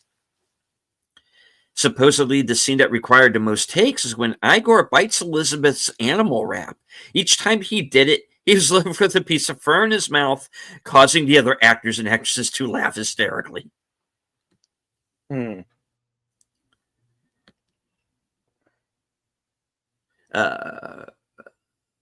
Okay. After the first set of dailies, Mel Brooks and Gene Wilder asked director of photography Gerald Hirschfeld what he thought. Overall, Hirschfeld was pleased. However, Brooks was not, saying the film should satirize the look of the old Universal horror films. Wilder came to the flabbergasted Hirschfeld's defense, saying, "Mel, we never told him that's what we wanted. He's replicating it, but we want to poke fun at it." Hirschfeld made some changes, and the next set of dailies was more successful. While this film is a loving tribute to Universal Pictures' Frankenstein franchise of 1931 to 1945, the musical number Putting on the Ritz uses Irving Berlin's revised lyrics of 1946, rather than the racially insensitive original lyrics. The journal entry Frederick reads is two slightly paraphrased extracts from the novel by Mary Shelley. The two lab assistants are named Igor and Inga. Inga is a feminine form of the old Swedish name Ingvar or Ingmar. The Russian name Igor is, according to some linguistic scholars, a corruption of the same name. Included among the 1001 movies you must see before you die, edited by Steven Snyder. In the Putting on the Rich number, Igor can briefly be seen playing piano on the right of the stage. Also, after the creature jumps into the audience, when the camera cuts back to Dr. Frankenstein unconscious on the stage, Igor is the man trying to help. This is all that remains of a segment deleted from the theater scene, which is included on the Blu-ray edition. Igor with no hump and dressed in white tie and tails like Dr. Frankenstein brings props onto the stage for the blindfolded creature to perform a trick with. The trick itself is not included. Frankenstein asks Igor, "Where's your hump?" Igor replies, "Never with tails." Clips of Igor miming playing the piano are also shown as part of the deleted material. The slapstick routine Walk This Way originated in vaudeville. Pre-1974 film examples appear in Is My Palm Red, After the Thin Man to Super Snooper, and So You Want to Be an Heir. The musical Young Frankenstein at the Drury Lane Productions in Chicago, Illinois was nominated for a 2014 Joseph Jefferson Equity Award for a large musical production. One afternoon while shooting, Anne Bancroft, Mel Brooks' wife, visited the set and told Terry Garr that she and Brooks had seen the conversation the night before, which features Garr and Gene Hackman in the cast. Garr replied, "Oh yeah, that turned out to be a pretty good movie." To which Bancroft responded, "Honey, this is a movie. The conversation is a film. Mel Brooks wanted at least $2.3 million dedicated to the budget, whereas Columbia Pictures decided that $1.7 million had to be enough. Brooks instead went to 20th Century Fox for distribution after they agreed to a higher budget. 20th Century Fox signed Gene Wilder and Brooks to 5-year contracts at the studio. During a village assembly, the authority here says they already know what Frankenstein is up to based on 5 previous experiences. And on the DVD commentary, Mel Brooks said this is a reference to the first 5 Universal films. In the Gene Wilder DVD interview, he said the film is based on Frankenstein, Bride of Frankenstein, Son of Frankenstein, and the Ghost of Frankenstein. Gene Hackman learned about the film through his frequent tennis partner, Gene Wilder, and requested a role because he wanted to try comedy. He volunteered to play the blind hermit for free. It was 4 days of shooting for about 4 minutes of running time. Throughout the shoot, Mel Brooks would offer Gene Wilder directing advice, knowing of his ambition to do so. Wilder reminisced, Mel would say, "You know the trouble I'm in because I didn't shoot that close-up? Don't do that." I would say, to whom are you talking? You, when you're directing. Gene Wilder is constantly cracked up during takes. According to Cloris Leachman, he killed nearly every take with his laughter, and nothing was done about it. Shots would frequently have to be repeated as many as 15 times before Wilder could finally summon a straight face. Cloris Leachman improvised a dialogue in which Frau Blucher offers Val milk and Ovaltine to Dr. Frankenstein. It's been rumored for many years that the scene where Frederick accidentally stabs himself with a scalpel wasn't in the script, and that Gene Wilder accidentally did it for real but continued the scene. This is false. In fact, a square patch can be seen under Wilder's pant leg where the scalpel is meant to stab. Mel Brooks cast Kenneth Mars after he signed off on wearing a monocle over an eye patch. According to Mel Brooks, the studio tried tricking him into shooting the film in color. They said, okay, we'll make it in black and white, but on color stock so we can show it in Peru, which has got color. And I said, no, because you'll screw me. You'll say this, and then in order to save the company, you risk a lawsuit and you'll print everything in color. It's got to be a black and white thick film. According to her autobiography, Surely I Jest, Cindy Williams was cast as Elizabeth for a while. Madeline Kahn was originally cast as Elizabeth, and then she started having a scheduling conflict with another movie she was filming and had to bow out. So Williams, who had also auditioned for Elizabeth, stepped in and took over the role for a while. Then Kahn's schedule cleared up. Mel Brooks fired Williams and replaced her with Kahn. Inspector Kemp was inspired by Lionel Atwill as Inspector Crow in The Son of Frankenstein. When Gene Wilder leans in to kiss Madeline Kahn goodnight in her bedroom, her last second quip, "No tongues," was ad-libbed. At one point when Frederick is about to kiss... Gene Wilder took that line so literally, he held his tongue and didn't move it at all, even after he stopped filming. Mm-hmm. While Elizabeth is brushing her hair, she sings the Battle Hymn of the Republic. According to Mel Brooks' DVD commentary, they picked that song for her to sing because it was in the public domain. Madeline Kahn was a gifted singer and studied opera. In this movie, she sings completely on key. However, in Blazing Saddles, she purposely sings off key, which is quite difficult for an experienced singer. Sweet Mystery of Life is from the Victor Herbert operetta Naughty Marietta, which was originally on Broadway in 1910. Mel Brooks considers this the best film he ever directed, but rates it number 3 among his funniest. After Blazing Saddles and The Producers, Brooks confirmed these views in interviews celebrating his 90th birthday in 2016. Elizabeth sings A Sweet Mystery of Life in the film. The song is also used in Kurt Vonnegut's 1968 one-act play Fortitude, which is also a Frankenstein spoof. The film was shot, at least in part, on the old MGM backlot too. Most obviously, the sloped Quality Street Town Street was used during the coffin transportation scene. Presumably, other exteriors using the existing MGM standing sets were used to keep production costs down, such as the MGM train station set, also later used in Bee Gees' Stayin' Alive. Peter Boyle met his future wife, Lorraine Alterman, when she visited the set to write an article about the filming of Young Frankenstein for Rolling Stone magazine. Madeline Kahn and Mel Brooks asked Mel Brooks if she could sing A Sweet Mystery of Life instead of the opening lines of Cheek to Cheek, as was originally scripted. She felt it had to be a song that started with A or O. The candles the actors are holding while exploring the castle at night were made of aluminum pipe with 100-watt projection bulbs concealed inside.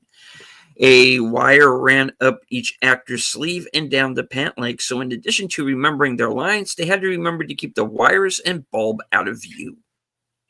Wow. Mel Brooks asked costume designer Dorothy Jenkins to have Madeline Kahn show as much cleavage as they could get away with in 1974. Ironically, Frankenstein got away with much more in 1931 than in 1974 because the motion picture production code wasn't being enforced yet.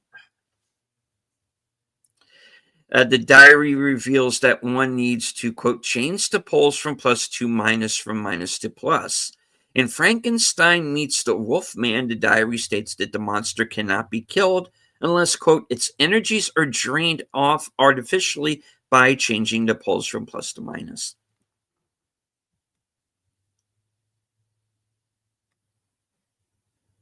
I'll read off a few more here. There's quite a few. Okay. With the recent passing of Terry Garr and Gene Hackman, all of the main cast have passed on. Gene Wilder, Marty Feldman, Cloris Leachman, Madeline Kahn, Peter Boyle, and Kenneth Mars. 40 years later, Mel Brooks recalled, I had 3 weeks of rehearsals before we began shooting. I like rehearsals because it gives the actors an opportunity to get comfortable with each other, with their costumes, their accents. I said to the actors, we're making a riotous comedy here, but it's got to be very sweet and sad and at times very scary. It's got to be no real height. It's got to be no heightened acting. When it's funny, your character doesn't know it's funny. You're just doing your job. We know when it's funny. The audience knows when it's funny, but you don't. So don't you ever play funny. Gene Hackman filmed his cameo in December 1973, just before Christmas, immediately after wrapping filming on Night Moves, which was released in 1975.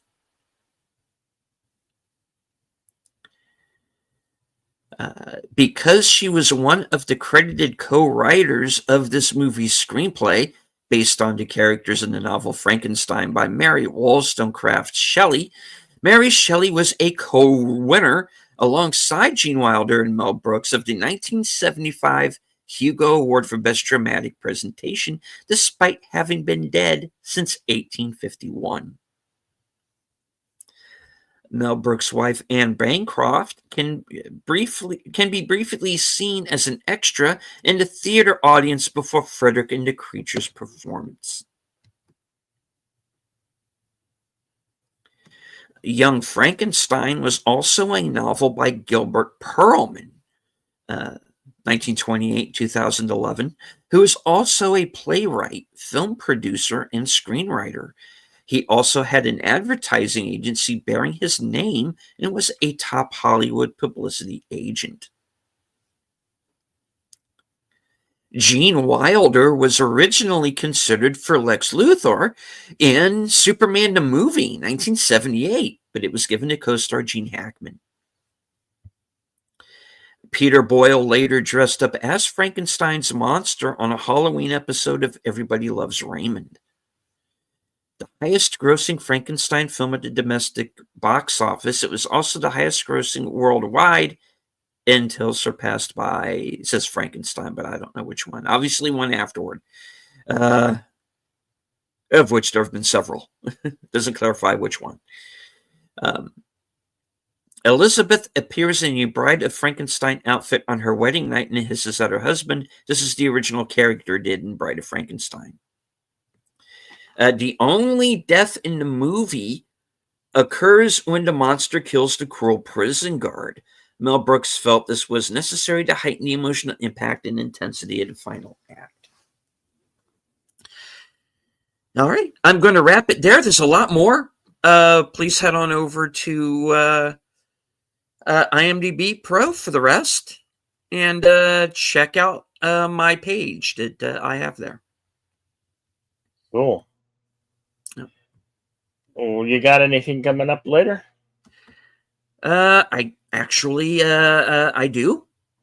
Few things that weren't originally planned. I do have an kind of a surprise unboxing coming up here after I get some dinner and take a walk. Then I'll come back and I'll do an unboxing. I might do another video I've been planning on, and of course, the two more important appearances. I'm going to be on Films with Friends tonight with Big Al Presents, Netters Network, and Troy Pacelli. Tonight's film is going to be Silver Bullet, and that's going to be starting at around 10 p.m. And of course, right after that's done, I'm going to be joining Bill for after hours karaoke. Spooky karaoke part 2. Yes. All right. So definitely going to bring out some spooky songs. I will pick a few out. So I'll be joining that show probably around sometime between the midnight and 1 a.m. hour on the East Coast. All right, tomorrow, of course, will be my program Unscripted. My at present my longest running show on my channel, episode 127, entitled "The Fault in Our Stars," and it's going to be kind of a part 2 from last week, just a little less vitriolic, because I'm going to be kind of critiquing myself a little bit too. So cool. That's going to be at 8 p.m. And then, of course, right after that, Geeky Geezers over on Age Boomer's channel. I won't be on the show, but I'll be in the chat. And right after Geeky Geezers is completed, head back on over to my channel for Reserved Seats, where I'm going to be joined by Wilkie's Movies and Music, who was with us in the chat earlier. And he's going to be my guest for this week's show. Monday is going to be Mystery Movie Night. So we have the Mystery Movie Night podcast. That'll be at 7 p.m. Tuesday, followed right after by Live from Sparkwood and 21 at 8:30. Then Thursday, we're going to be rounding out our month-long tribute, kind of Halloween horror movie tribute on Action Theater with The Lost Boys from 1987. So that'll be Thursday at 4:30. Later on that night, I have a lot of shows, folks. Later on that night will be. This is why I say I add a half hour to every show I'm on. Coming attractions at 11:30. Well, no, actually, that was the old time. 11:15-ish. Right after Thursday Things is over. Where my chance to let everybody know what I'm going to be doing the next week, up to and including my appearance on Friday on Films with Friends, Halloween night. And Al and I are going to watch the original. And as far as I'm concerned, best. And when I get in certain moods only, Halloween. Yeah. So, yeah. The Halloween films have become a bit of a choose your own adventure type situation. But honestly, you only really need to see the first one. Yeah. All right. Well, as the scene said, I got spooky karaoke later. Will be about 8 p.m. Mountain / Pacific. I don't know if has everybody changed their clocks back? Because I don't know when. I don't do that here. I don't do that here in Oh, the is that state. tonight? No, I don't think that happens until like November 3rd or 4th, or I think. Oh, I'm not. Don't quote me on it. okay. Anyway, that's what I got coming up, and then as the lead scene also said, back here Thursday Action Theater for the Lost Boys. Always remember to be excellent to each other. Party on. We can't wait to see you on the next one. Thank you, everybody who's here in the chat now or drop by to say hello. Mm-hmm. All right. And as I always say, I'd like to once again thank everyone who joined us here for the show.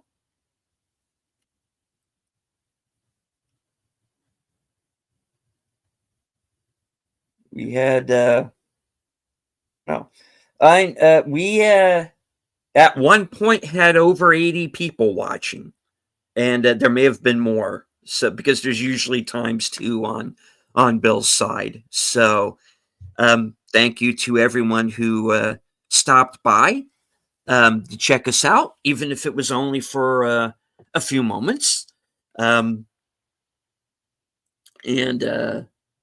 I would also like to thank, of course, everyone who is joining us on X from Bill's account.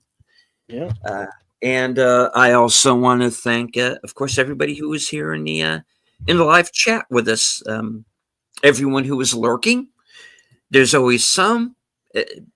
Don't have to engage with the chat. Just as long as you enjoy the show, hit the like, share out the stream, and remember to join us at our regular day and time, Thursday at 4:30 for the Lost Boys.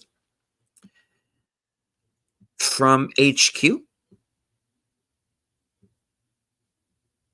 our second home office in Arizona, and all points north, south, east, west, and beyond.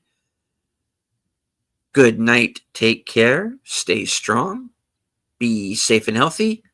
Keep putting on the Ritz, because this is how we win.